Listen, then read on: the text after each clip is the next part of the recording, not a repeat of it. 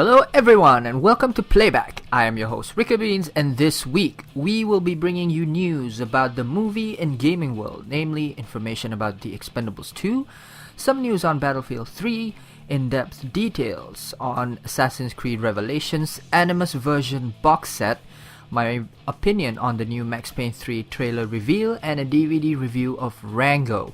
Now, if you'd like to skip to any preferred part instead of sitting through the entire video, as I know is pretty tedious, you can use the timelines located in the description to cut through the nonsense and bullshit news you didn't come here for.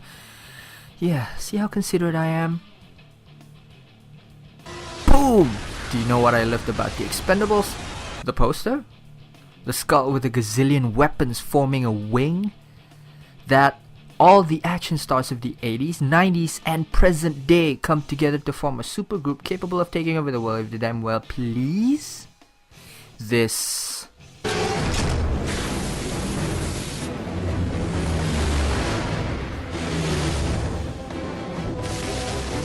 are they doing?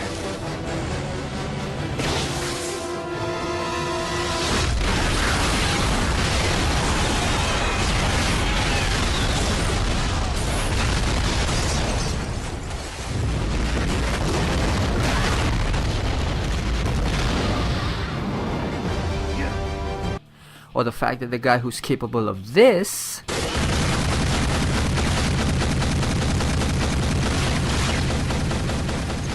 also did this.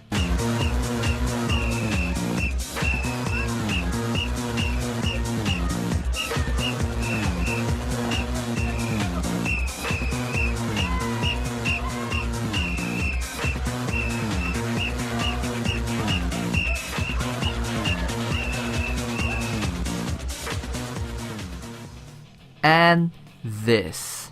I love this song. Making my way downtown, walking fast, faces past and I'm homebound. And I need you, and I miss you.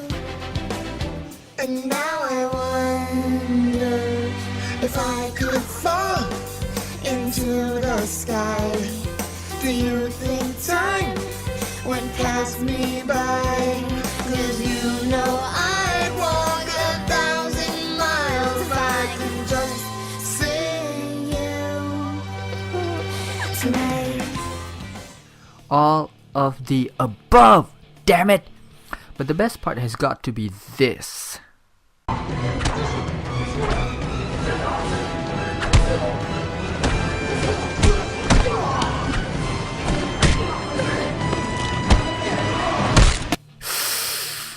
Ah, yeah.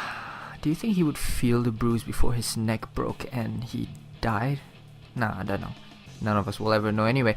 So if you love The Expendables, then get ready for a second outing, and this time, as with any 80s or 90s sequel, it aims to be bigger, grander, and more explosive. But seriously, how can it top the first one when, it's just too awesome for words?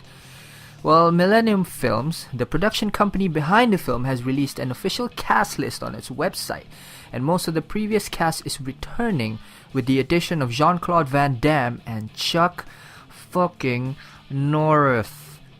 Yes, the guy in the center of basically all memes is going to be in his first movie in fuck knows when. It may have been recent, but the last time I remember him in a movie was in that Dodgeball movie thing with Ben Stiller and Vince Vaughn, and that didn't even count because he played himself. Rumor has it that Jet Li will not be returning to the movie though, so we'll just have to wait and see what happens. Rumored actors vary from Taylor Lautner, John Travolta, Hulk Hogan, Ryan Seacrest, really, Dwayne Johnson, Vin Diesel, Donnie Yen, Mr. T, and some of the fools who need fucking pitying. And the tagline for The Expendables 2 is, "The Expendables are back, and this time it's personal." Well, speaking of guns blazing and shit going off, Battlefield 3's amazing jaw-dropping graphics and physics will have to be contained on 2 DVDs for the Xbox 360. It is not known if the single player and the multiplayer are split into 2 different discs so as not to interrupt gameplay, but that would kind of make sense, wouldn't it? Of course, PS3 will be getting it on one disc, because Blu-ray can hold up to 200 gigabytes right now. No, I am not kidding you. Go Google TDK 200GB Blu-ray, and you'll know exactly what I'm talking about. Yeah, I know, it's crazy. But back to the topic, the average PS3 Blu-ray can hold about 25 gigabytes of information, but I may be wrong. If I am, please do not troll. PC users will of course get the same as the 360 users, 2 discs. But seriously, is getting up to change the disc really that big of a deal? Not to mention, if the ongoing theory that they're splitting it single and multiplayer is true, then it won't matter to me or to the gamers who don't do multiplayer. Fanboys, it's time to unsheath the claws and...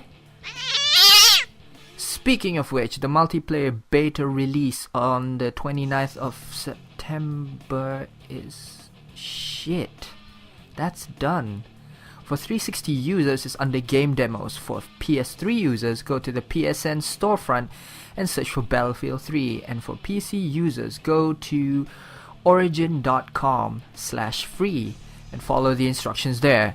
And some lucky ones are already playing it, playing the beta 2 days ago. Official release date is slated for the 28th of October, which is a month away. I cannot wait. Assassin's Creed Revelations, due for release on November 15th, has released details on their Animus edition box set. It will include the Animus box. Break the seal to unveil its content, which is an in-depth encyclopedia with comprehensive entries on the major characters, events, and other important aspects of the Assassin's Creed universe. The original game soundtrack, Assassin's Creed Embers movie, an animated short film. In-game content will be an extra level, explore the prison of legendary Vlad the Impaler, the scourge of Constantinople, who inspired the myth of Dracula. Seek out the hanging cell of the infamous leader to retrieve his personal blade, a deadly close-quarters dagger capable of dispatching any foe. Capacity upgrades for your hidden gun bullets, bombs, and crossbow arrows to give you a decisive advantage in battle. Play as 2 additional multiplayer characters, the Crusader and a character from Assassin's Creed Brotherhood, revamped with a Constantinople flavor, the Ottoman Jester. And as still on single player, you get the Armor of Brutus from Assassin's Creed Brotherhood and an exclusive customization item which they have not revealed as of yet. I don't know what's so special about the Animus box. It could be made of plastic or wood or metal, anything that's not paper, which is why it's special in some way. Assassin's Creed Revelations, coming to you on all 3 gaming platforms in November, and I'm definitely looking forward to it. Ubisoft has stepped up their game since AC2 and there are no signs of stopping.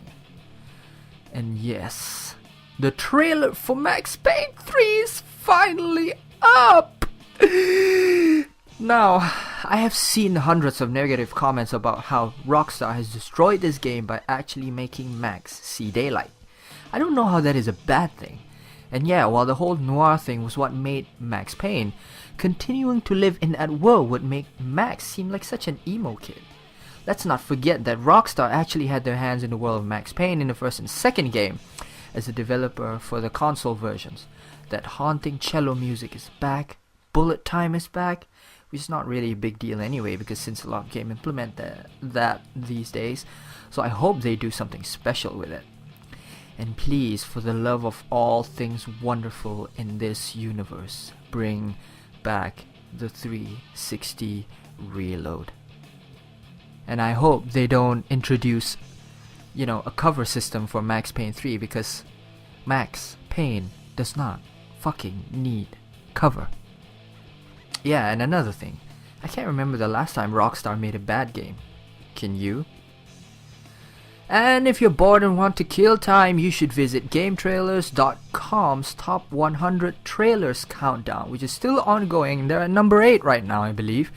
So you're still in time for the number 1 reveal. Rango is a domesticated, sophisticated little chameleon, tormented by the need to carve his own path and emerge as the hero of the day. Does that sound like a kid's movie to you? If it doesn't, then yeah, no, it's not supposed to be. Do not be fooled by the slapstickish humor at some points of the trailer, and just because it's an animated movie, it is not for kids. Unless your kid is Dakota Fanning, who has always been an all-knowing kid who's a smartass and gets adult humor and emotions. After reading some reviews of the movie, I kinda knew what I was getting myself into, although I would have never expected some of the scenes that played out. Maybe what threw me off was the fact that I assumed this would be just some animated movie with no depth and no adultness in it. I bet there would have been parents who brought their kids to watch this, only to have their kids cry or move about restlessly in the seat while mom and dad have their eyes glued to the screen. There were some scenes where kids may love, like the hawk chases seen in the trailer, some other more kid-friendly scenarios, but the entire tone of this film is really heavy with feel and emotion that most kids won't get it. Except her. But what I absolutely adore about this film, which I only found out after watching it, was that they never made a 3D version. As you may already know from watching the previous episode, I do not like 3D. Very few movies are effective in 3D, and there hasn't been a 3D movie that worked for me in a really long time. Even Transformers Dark of the Moon gave me a massive headache during the hour-and-a-half long war scene. Yep, it was just too epic for my brain. The last movie I really enjoyed in 3D was Tron, because, well, the entire movie wasn't in 3D. They were only in 3D in the grid, not in real life, and that kind of makes sense. That was really smart of Disney to do that. These are excerpts from the press junket held for Rango for Screen Crave. I've heard in previous reports that you kind of fought tooth and nail in order to make sure that Rango isn't going to be in 3D. Are you for or against 3D in general? Is Rango not being in 3D like the only time when you're going to be like no to 3D? How do you all feel about just kind of like 3D being like the big trend in general? That's not me, by the way, that's the person who asked the questions. I know there's a lot of likes in the question, but never mind. Here's what Johnny Depp said. No, Johnny, that's not gonna happen. So maybe he doesn't like it. That's what he's trying to say. Here's what Gore Verbinski has to say. Here in the Mojave Desert, animals have had millions of years to adapt to the harsh environment. But Here's what Isla Fisher said. he's going to die. And it's true. As someone who wears glasses, me, I know how annoying it is to have glasses on top of your glasses. Here is what Abigail Breslin said.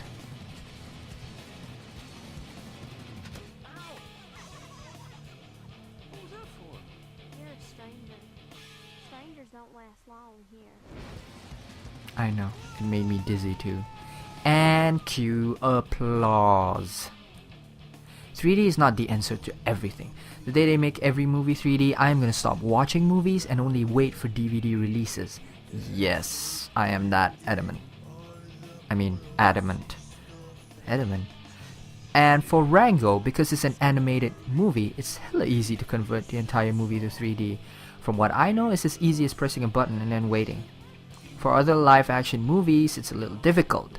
There are two ways to produce a 3D movie. One is to use an actual 3D camera with two lenses capturing two images at different angles at the same time, which almost nobody does anymore because it's expensive and the camera itself is huge, so it's a little cumbersome when filming action sequences.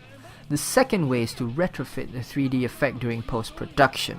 Here's a quote from an article written in tvtechnology.com regarding 3D conversion.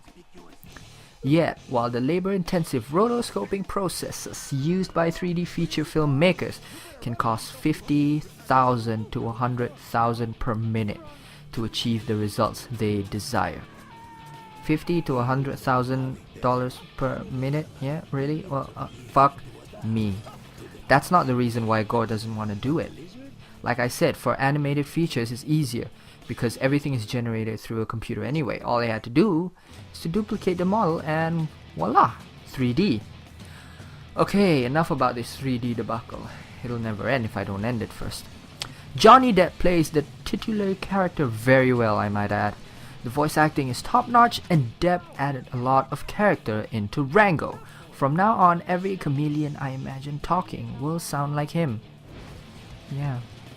You know, like how the vacuum cleaner is called the Hoover over here in the UK, because, well, Hoover started all. And how rollerblade is called rollerblade when the actual name is inline skates, because rollerblade was the name of the brand that first came out. So yeah, I think you know what I'm getting at. He has created a whole new situation for me.